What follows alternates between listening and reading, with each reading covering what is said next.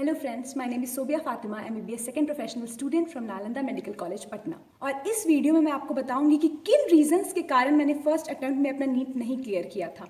उससे पहले मैं बता दूं कि मेरा भी बहुत मन था कि अपियरिंग में मेरा भी नीट निकले, सबका मन रहता है, मगर मुझे अपियरिंग में यानी कि 2017 में बस 386 मार्क्स आए थे, जिसके कारण मेरा नीट नहीं निकल पाया था। और फिर मैंने एक साल का ड्रॉप लिया, अपने मिस्टेक्स को सुधारा और 2018 में मुझे government medical college Nalanda medical college Patna में एडमिशन मिल गया। तो अब मैं आपको बताऊंगी वो मिस्टेक्स जो मैंने की थी, जो आपको कभी नहीं करनी है और अवॉइड करनी है अपनी नीट के प्रिपरेशन में। सबसे पहली मिस्टेक जो मैंने की थी, मुझे मन तो बहुत था नीट निकालने का, मगर जो सबसे पहली गलती मैंने की थी वो ये था कि मैंने 11th को सीरियसली नहीं लिया था। शुरू में इंसान को उतना आइडिया नहीं होता है कि आपको कितनी मेहनत करनी पड़ती है नीट निकालने के लिए। शुरू में हमें लगता है कि हम कर लेंगे, इसलिए मैंने 11th को बिल्कुल भी सीरियसली नहीं लिया था। मैं आकाश कोचिंग जाती थी पटना में ही, उसके अलावा मैं स्कूलिंग भी करती थी। और मैं ये नहीं कह रही हूँ कि स्कूलिंग जो करते हैं उनका अपियरिंग में नहीं नीट निकलता है, ऐसा नहीं है।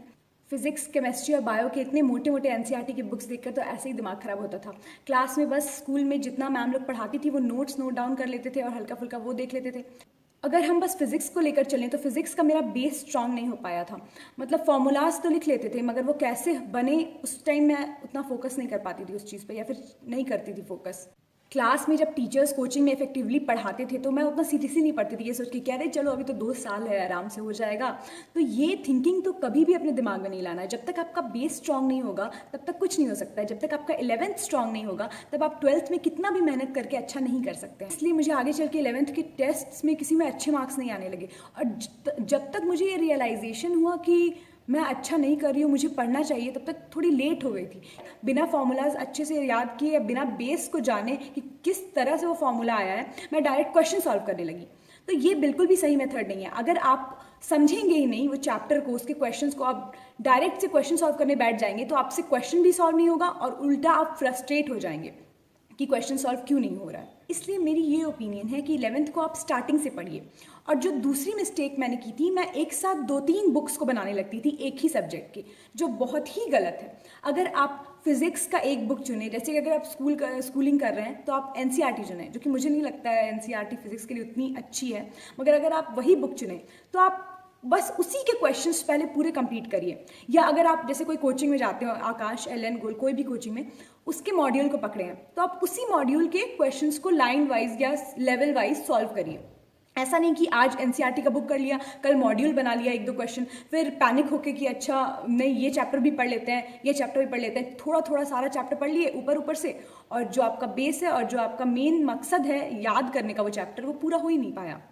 इसलिए मेरी मानो तो कोई एक बुक पकड़ो, DC Pandey, HC Verma, physics में जो चाहे, और सिर्फ उसी को बनाओ। जब वो पूरा कंप्लीट हो जाए, उसके सारे क्वेश्चंस तुम्हारे दिमाग में एकदम अच्छे से फिट हो जाए, तब सोचो कि अच्छा कोई और बुक बना सकते हैं। तीसरी मिस्टेक जो मैंने की थी वो ये था कि मैं ऑर्गेनिक केमिस्ट्री को हमेशा से लाइटली लिया था। मैंने 11th में ऑर्गेनिक केमिस्ट्री पे बिल्कुल ध्यान नहीं दिया था, जिसकी वजह से जब मैं 12th में थोड़ा पढ़ना चाहिए तो मुझे समझ ही में नहीं आने लगे। वो क्यों हुआ? क्योंकि ऑर्गेनिक केमिस्ट्री की स्टार्टिंग 11th से ही होती है। तो 11th में जितना भी उसके चैप्टर्स है, अगर आप उनसे अच्छी तरीके से वाकिफ नहीं है तो 12th के चैप्टर्स डायरेक्ट पढ़ने से आपको कोई फायदा नहीं होगा, दिमाग में कुछ भी नहीं जाएगा। तो मेरी ये आपको सलाह है कि आप 11th में ही अच्छे से पढ़ें पूरा ऑर्गेनिक केमिस्ट्री। थोड़ा थोड़ा ही पढ़ें, रुक रुक कर ही पढ़ें, मगर 11th में आप जैसे जैसे टीचर्स आपको पढ़ाते जा रहे हैं आप पढ़ते जाएं, वरना आगे चल के बहुत प्रॉब्लम होती है। बायो में मैंने जो गलती की थी वो ये था कि मैंने NCERT पे ध्यान नहीं दिया था। पता नहीं मुझे क्यों ऐसा दिमाग में आया था कि अगर मैं मॉड्यूल पढ़ लूंगी कोचिंग का तो उसमें तो NCERT का भी दिया हुआ है, एक्स्ट्रा भी दिया हुआ है, तो मेरे लिए दोनों तरह से फायदा हो जाएगा। मोस्ट ऑफ द स्टूडेंट तो यही सोचते हैं कि अच्छा चलो मॉड्यूल में ज़्यादा भी दिया है, 2 बार कौन 2 बुक पढ़े, यही सोचते हैं। मगर वो बहुत ही रॉन्ग प्रोसीजर था, वो पूरा सीक्वेंस ही गलत था मेरा। मॉड्यूल पढ़ने के चक्कर में इतना मोटा मॉड्यूल होता था कि एक चैप्टर पढ़ने में ही मुझे 1 से 2 दिन लग जाते थे और पूरा का पूरा टाइम वेस्ट हो जाता था। और एग्जाम में फिर जब मैं पढ़ने जाती थी तो सब भूल जाती थी।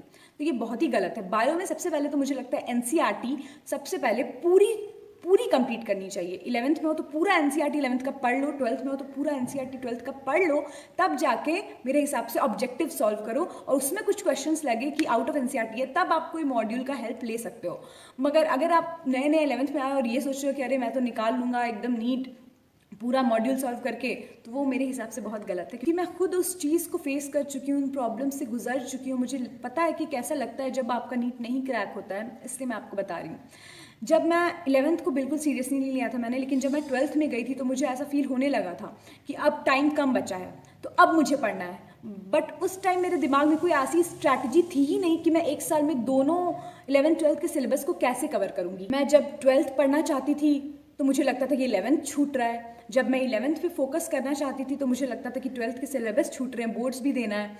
इसलिए मेरे दिमाग में ना खिचड़ी बन गई थी एक तरह से, जिसकी वजह से मुझे बहुत प्रॉब्लम हुआ और जिसकी वजह से मेरा अपीयरिंग में कम मार्क्स भी आया। तो मेरे हिसाब से हमें 11th में भी उतना ही ध्यान देना चाहिए, और जब हम 12th में आए तो 12th में जैसे जैसे टीचर्स हमें चैप्टर्स पढ़ा रहे हैं उसी हिसाब से हम रेगुलर रहें, पढ़ते रहें चैप्टर्स, क्वेश्चन सॉल्व करते रहें टीचर्स के। और बीच में एक महीने में जैसे एक हफ्ता हम 11th को दे दें। 11th का जो चैप्टर हमें बिल्कुल भी रिवाइज्ड नहीं है, या फिर कोई ऐसा 12th का चैप्टर जिसके लिए 11th के बेस की ज़रूरत है, उसके लिए हम एक महीने में एक हफ्ता 11th के लिए निकाल दें, रख लें और उस टाइम 11th को पढ़ें। एक सब्जेक्ट की एक प्रॉपर बुक रखें अपने पास, चाहे वो मॉड्यूल हो, एनसीईआरटी हो, कोई भी बुक हो, और उसी को प्रैक्टिस करते रहें, क्वेश्चन प्रैक्टिस करते रहें। तो मैं 11th से इतनी परेशान हो गई थी कि मैंने 11th छोड़ ही दिया। फिर मुझे लगा कि मुझे बस 12th पे कंसंट्रेट करना चाहिए, तो मैं 12th के सारे चैप्टर्स बनाने लगी। तो फिजिक्स के मेरे 12th के चैप्टर्स बहुत इंप्रूव हो गए, बहुत अच्छे हो गए। मैं कोचिंग के क्वेश्चंस भी सॉल्व करती थी, सब कुछ। एंड आई थिंक जनवरी तक मेरा 12th बहुत अच्छा हो गया था, फिजिक्स हो, फिजिकल केमिस्ट्री हो या बायो हो। मगर उस टाइम मुझे रियलाइज़ हुआ कि 11th का फिजिक्स तो मेरा बहुत ज़्यादा ख़राब है, और 11th की फिजिक्स से भी बहुत क्वेश्चंस आते हैं नीट में, तो अब क्या करना है। पैनिक कर गई मैं उस टाइम।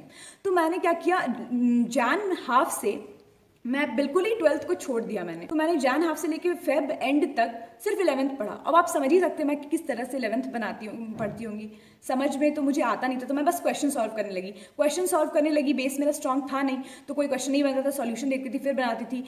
बहुत ज़्यादा टेंशन में आ गई थी। जब इंसान टेंशन में होता है तो उससे और ज़्यादा सॉल्व नहीं होता, उसको और ज़्यादा डर लगने लगता है, दिमाग में प्रेशर भी होता है कि अरे मुझे तो नीट निकालना है। उस चक्कर में मैंने बोर्ड्स पर भी उतना ध्यान नहीं दिया था। तो जब मेरा नीट का टाइम पास आने लगा था तो इतना तो मुझे पता चल ही गया था कि मेरी इस बार की प्रिपरेशन अच्छी नहीं है। तो मैं एंड मोमेंट में सिर्फ बायो पढ़ने लगी थी कि कम से कम कुछ मार्क्स मुझे बायो से आ जाएं। तो जब मैंने नीट दिया तो उस टाइम मुझे ऐसा लगा था कि मैंने 500 मार्क्स तक के क्वेश्चन अटैम्प्ट किए थे, जिसमें कि मुझे लगा था कि अच्छा तो फिर उसी के आसपास आएगा 400 समथिंग में। मगर बाद में मैंने ये रियलाइज़ किया कि मैंने इतनी ज़्यादा नेगेटिव मार्किंग कर दी थी जिसके कारण मुझे 386 आया। तो जब मैंने नेक्स्ट टाइम तैयारी करनी शुरू की तो अपनी सारी गलतियों को कैसे सुधारना है उस पर फोकस किया, और यही रीज़न था कि मैंने सेकेंड अटैम्प्ट में अपना नीट क्लियर कर लिया। Thank you guys. I hope कि आपको मेरी गलतियों से कुछ सीख मिली होगी, और मैं अपने नेक्स्ट वीडियो में आपको बताऊंगी कि मैंने जो 1 साल का ड्रॉप लिया था उसमें कैसे प्रेपरेशन किया था।